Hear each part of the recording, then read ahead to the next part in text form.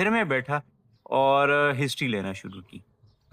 History obviously ہم پہلے لیتے ہیں، مگر میں پھر تھوڑا سا وہ ڈیپ ڈاؤن اس میں ڈگ کرنا شروع کیا.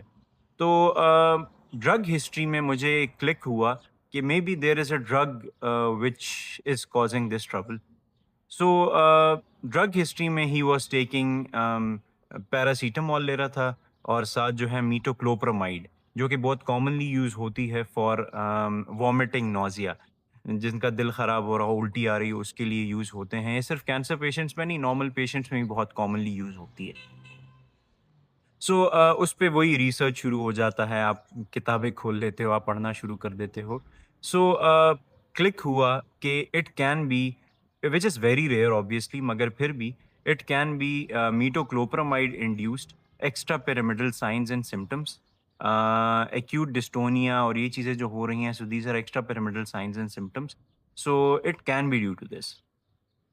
سو وہی ڈیسیجن بنا، دوائی تو بند کرا دی تھی آبویسلی، مگر اس کے بعد پھر ایک اینٹی کولینرجک ایجنٹ اس کو دیا، and with in 20 to 25 minutes he responded, اور وہ ابھی الحمد للہ بالکل ٹھیک ٹھاک ہے. سو سم ٹائمس وہ چیزیں جو ہم بہت کامنلی یوز کر رہے ہیں، ان سے بھی سائڈ افیکٹس ہو جاتے ہیں. But the important thing is کہ آپ کے دماغ میں ہونا چاہیے کہ اس دوائی سے کیا کیا سائڈ افیکٹس ہو سکتے ہیں.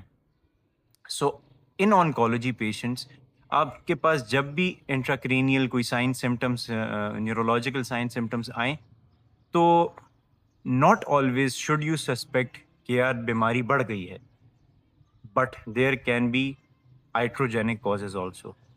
So this was the case, and I thought it is worth sharing. So this is all. Thank you.